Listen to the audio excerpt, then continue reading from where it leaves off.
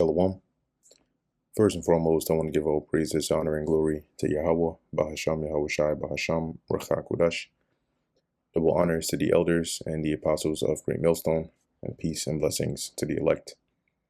And today we're going to go into the book of 1 Samuel, the 26th chapter.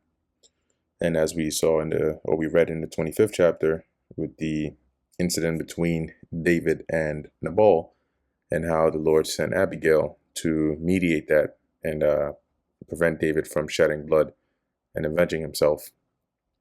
At the end, we see the Lord take out Nabal and give Abigail to David to wife. So this is 1 Samuel 26:1, back to Saul's pursuit of David. And the Ziphites came to Saul, came on to Saul to Gibeah, saying, "Doth not David hide himself in the hill of Hachilah, which is before Jeshimon?" Then Saul arose and went down to the wilderness of Ziph. Now, verse 1, they weren't actually asking Saul that. It's, once again, old English way of speaking, but they were telling Saul that, yes, David is over here. Then Saul arose and went down to the wilderness of Ziph, having 3,000 chosen men of Israel with him, to seek David in the wilderness of Ziph.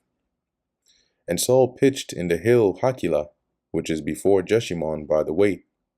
But David abode in the wilderness, and he saw that Saul came after him into the wilderness. David therefore sent out spies, and understood that Saul was come in very deed.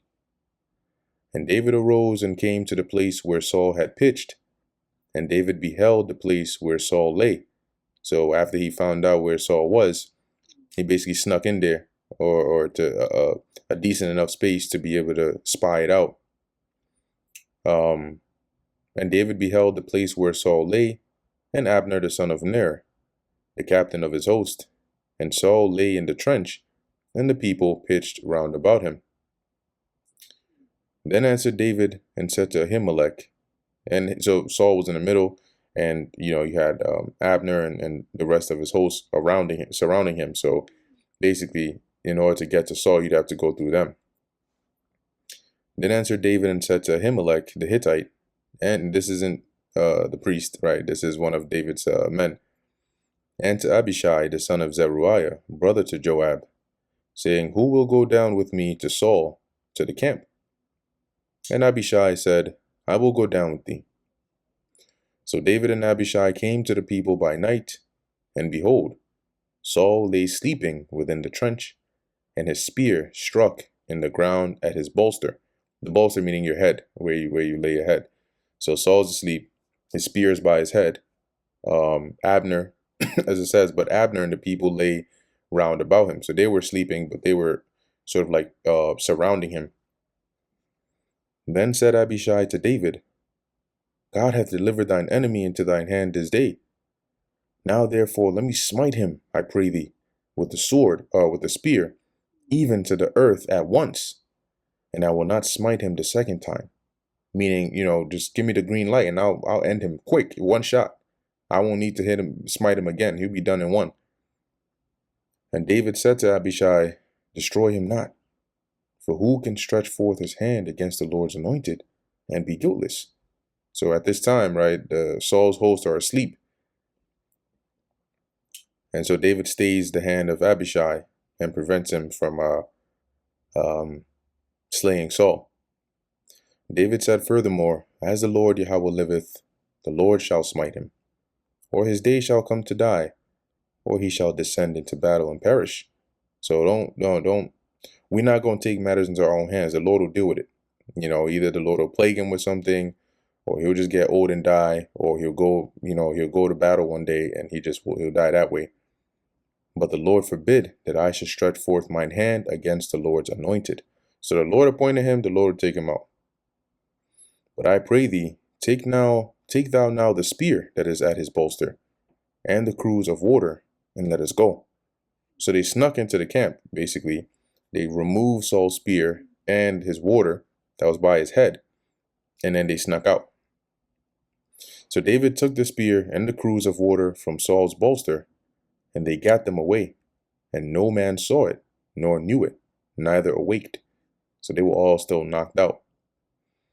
For they were all asleep, because a deep sleep from the Lord Yahweh was fallen upon them. So the Lord put them in a such a deep sleep that they didn't hear anything. They were all just knocked out. For David to sneak right into the mist and then get the spear and everything. Then David went over to the other side and stood on the top of an hill afar off, a great space between them. And David cried to the people and to Abner the son of Ner, saying, Answerest thou not, Abner? Then Abner answered and said, Who art thou that criest to the king? So basically, you're just gonna keep sleeping? And then Abner wakes up and responded, like, who are you? And David said to Abner, Art not thou a valiant man? And who is like to thee in Israel? Wherefore then hast thou not kept the Lord, thy Lord the king? So aren't you supposed to be one of the top men in? Like who can compare to you? And here it is, you just, you ain't even protecting your master. For there came one of the people in to destroy the king thy Lord. This thing is not good that thou hast done. As the Lord Yahweh liveth, ye are worthy to die. Meaning, it would have been on your watch that Saul would have died, because you were knocked out. Because ye have not kept your master, the Lord's anointed.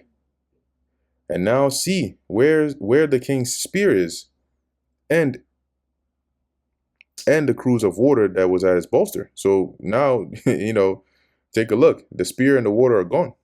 So somebody was definitely there. And Saul knew David's voice and said, Is this thy voice, my son David? And David said, It is my voice, my lord, O king. And he said, Wherefore doth my lord pursue after his servant? For what have I done? Or what evil is in mine hand? Now therefore I pray thee, let my lord the king hear the words of his servant. If the Lord have stirred thee up against me, let him accept an offering. So if it be the Lord that has put the spirit on you to come after me, let him accept an offering and be appeased. But if it be the children of men, but if it be, like your servants or your advisors, cursed be they before the Lord Yahweh, for they have driven me out this day from abiding in the inheritance of the Lord. So because of them whispering into your ears, I can't even dwell in the amongst my people in the land.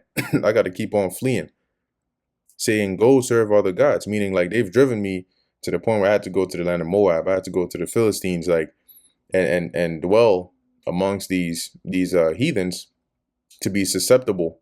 Obviously not that David would do it, but to be susceptible to follow their ways, having dwelt with them so long.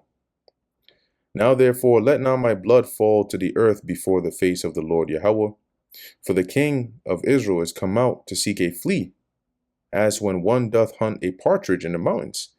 So don't shed my blood in the presence of the Lord. I'm innocent. Because you coming out against me, I'm but a flea, but you coming out to hunt like you after like a super fast bird, being a partridge, that is. Then said Saul, I have sinned.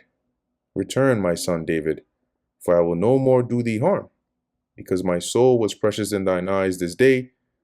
Behold, I have played the fool, and have erred exceedingly.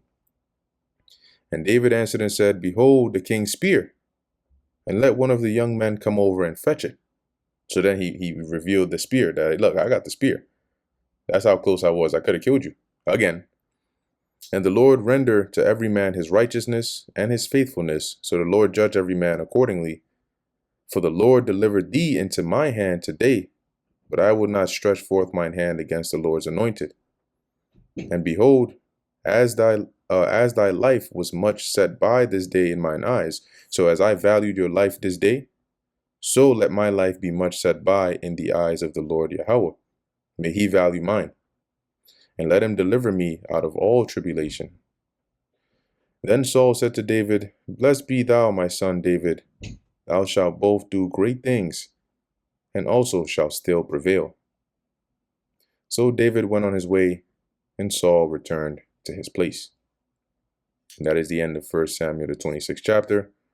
Lord willing, that was edifying to the elect. In closing, I want to give all praises, honor, and glory to Yahweh, Bahasham Yahushai, Bahasham Rechak Kodash.